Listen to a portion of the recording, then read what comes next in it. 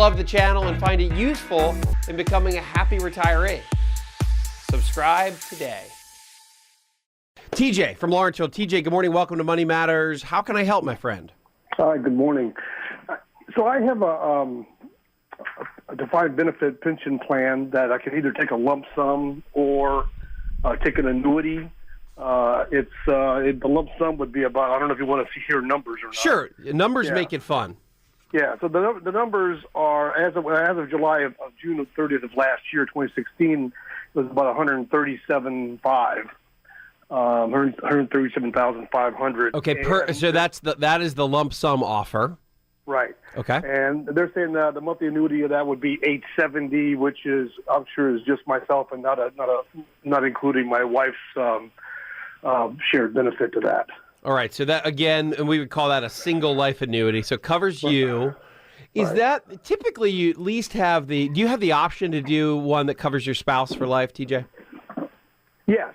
Yeah, it would be something less than $870. A little bit less. Okay. So it's always good to start with what is really just called the single life option. So, and you've probably done the test here, but there's a lot of variables. Let's start quickly with the test. So the 6% test simply is you take your monthly amount, multiply it by 12, right? So 870 times 12 is 10,440.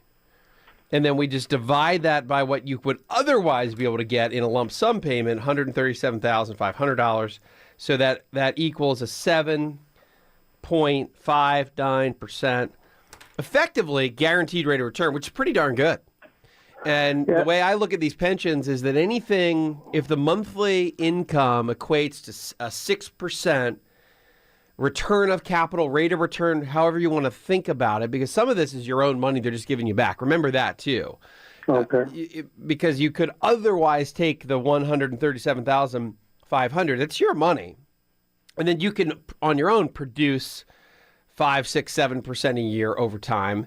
Otherwise, what you're doing here is you're giving it back to them, and then they're just guaranteeing this. So I always ask, so from a numerically, that certainly beats the 6% test, which lends itself to take the monthly amount and not take the lump sum. If you're 6% or higher, you start to say, well, wait a minute, this monthly amount is pretty good.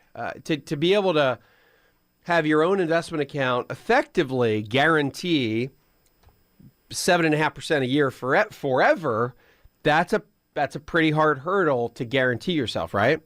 Right. The difference, though, here the first question here is, though, how much further does it go down if you cover your spouse? Because something happens to you in year 3, now your family really missed out. Because you could have had $137,000, you only took a payment of $10,440 for 3 years. You only got $31,000. You left over $100,000 on the table. Right. So TJ, that's the question mark, and that's why. How old are you guys? How much younger is your wife? Younger or older? She's just 6 months younger. So I'm 66. You're both mid-60s. I would say that again. From a planning perspective, typically wives have a longer life expectancy. That's obviously impossible to forecast. But I think that the next question goes into, how about the other retirement income? Have you started taking Social yet? Social Security? Just started this month. And then do you have any other pensions from any other companies, or does your wife have a pension?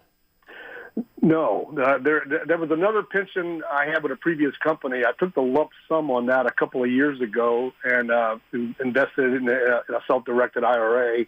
It's been kind of going sideways since then. What year, TJ? What year? How long has it been going sideways? But I think it'll be 2 years in July. Got it. Okay. So I guess my question is this: I always go back to the gap. You've got Social, your wife has Social, and you both started. What does that add up to every month now? Well, she's not drawing hers yet. She's going to draw. She's eligible to take her spousal Social Security because she earned her own Social Security, which was not insignificant. So she's going to take her spousal Social Security beginning at 66 in November. And then when she turns 70, she'll apply for her own Social Security, which will be about $3,300 a month. I'm getting $2,561 a month gross. So that is $5,800 a month, which is pretty significant. Right. How much? I guess my question is, if that's the case, and you already got this other IRA money, well, how much other investment money do you guys have? Okay. So the total dollars, including this $138,000. So I guess the bottom line question is: should I take the $800 a month roughly, or should I take the lump sum and add it to the $2 million I have of investable dollars? So you've already got another $2 million that is ready to produce income for you. Right.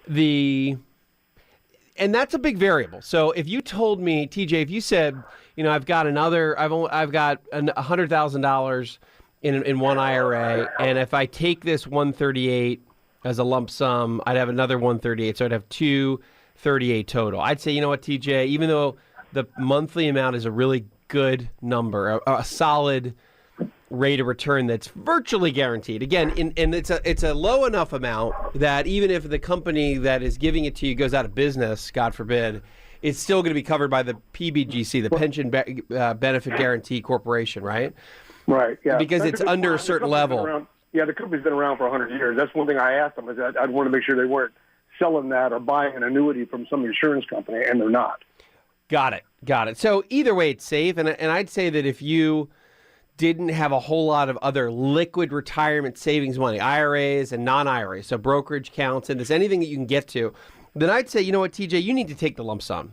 You need to take the lump sum. Even though you've got this great 7.5% rate of return, I'd say if you've only got another 100,000 total saved, then you need to take that lump sum because it needs to be part of the overall retirement plan, and it's the flexible money you can get to. However, in your particular case, you've got plenty of other liquidity. You've got another $2 million that's already saved. Yeah. I would look at this and say, you know what, I'd look at this and say, this is, what's the math on that? 135 divided by 2 million is about 7% of your money. Well, You probably have 7%. You're going to have, as a balanced income investor, let's say, you're still going to have a fairly significant percentage in bonds and things that are there for safety and stability and income. I'd look at that money as part of that equation and say, you know what, I can't get a guaranteed 7.5% anywhere else. I might as well take the monthly pension amount and count that towards my fixed income or my bond, my safe allocation, because you have plenty of other money that you can get to. And you can now make the financial decision and say, well, that's a really good deal. And I bet you even if you take the spousal amount that your wife is covered for the rest of her life, which I believe you probably want to do. I will, yeah. It's probably not going to go down dramatically. It's not as if it's going to go down to 4.5% rate of return. Usually I'll see it drop by maybe 1%.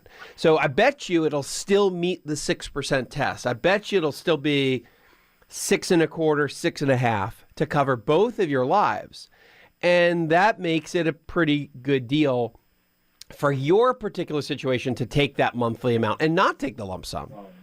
So that would be my vote. But knowing now more about the bigger picture for TJ, for you and your wife, I would lean towards, in your particular case, I'd be leaning towards taking technically the guarantee by either whether you say it's guaranteed by the company or the PBGC. Either way, that I'd make that part of your overall investment allocation, because it's pretty tough to guarantee yourself 6.5% to 7% otherwise. And you look at this as a really important sliver of the pie or piece of the pie for your overall planning. And I think in your particular case, the monthly amount can make a lot of sense.